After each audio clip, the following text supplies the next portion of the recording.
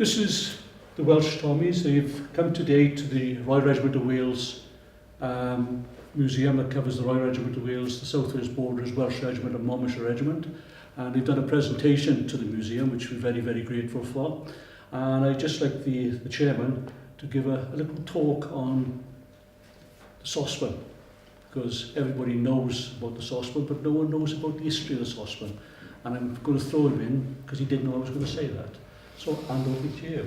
Right, the 4th Battalion Welsh saucepan was won in a regimental rugby match years ago, and come from the tin mines down into Llanelli. They've used this as a regimental mascot. When they went over on World War II in the end of June, they actually, the commanding officer attached it to the bow of the boat, went over with them. He then attached it to a front of the jeep, the commanding officer's jeep. The jeep got blown up. It then got put on front of another jeep.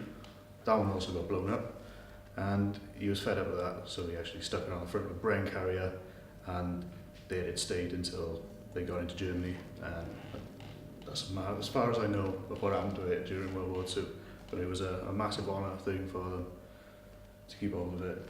And that's what we got in the Welsh regiments, is history, tradition, which can't be bought. Now, you're the Welsh Tommies, and you cover this area for the South Wales Borders or the Welsh Regiment, whichever the Welsh Regiments. Yeah. Would you like someone, or you're after recruiting, aren't you? Yeah, we'd always recruit in. It's an expensive hobby, so it depends on the individual who comes along. You know, we do portray 3 of the Welsh Regiments, the 2nd Battalion, Monmouthshires as well. You know, and we do these because we've met veterans in the past, part of them regiments, and we just felt the need to portray them and, you know, their way of doing things. So it's nice that we can go to these shows and these events with all of the kit and everything that they used, and these veterans to come along and see it all and bring the memories back for them. And they absolutely love it, don't they? They do, but if there's anybody who wants to come along to give it a go, we've got plenty of kit between all of us. They can actually kit up with us over a weekend and jump in and see what it's like.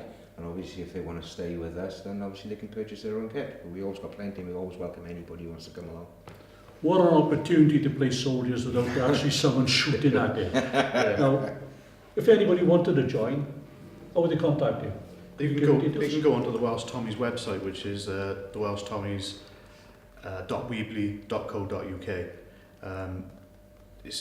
We're also on Facebook, which are the Welsh Tommies. Just search the Welsh Tommies and we'll be on there. I think that's it.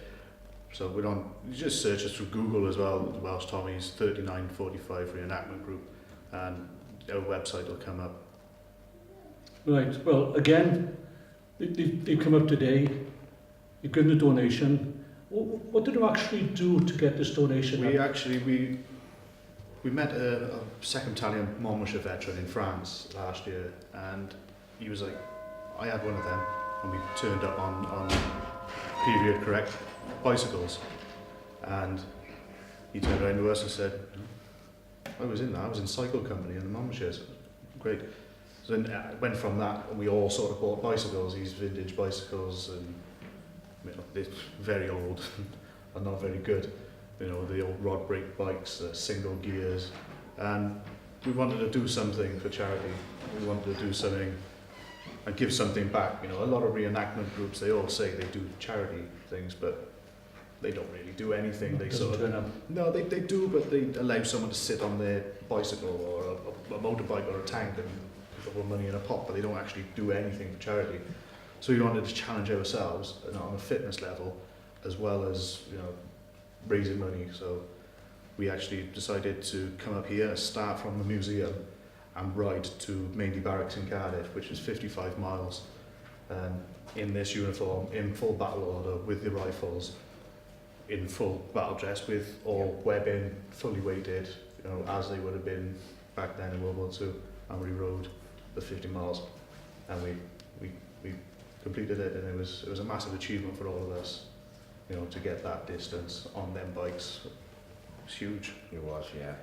I can just imagine you doing it. I do it by car, and I don't sweat at the end of it. But thank you very much for the support of the museum. It's very much appreciated, and if there's anything that we can do, just let us know. Yeah. Thank you very much. Cheers. Thank you.